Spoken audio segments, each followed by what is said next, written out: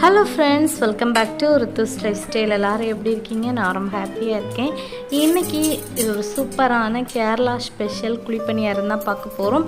நம்ம video first time பார்க்குறவங்க மறக்காமல் லைக் பண்ணுங்கள், ஷேர் பண்ணுங்கள், சப்ஸ்கிரைப் பண்ணுங்கள்.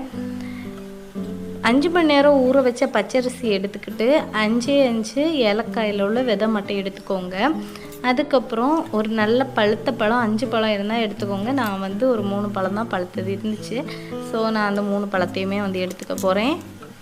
அதுக்கப்புறம் ஒரு கடாயில் தண்ணி ஊற்றி நல்லா கொதிக்க வச்சுட்டு சர்க்கரை பாகு நம்ம காய்ச்சி எடுத்துடலாம்.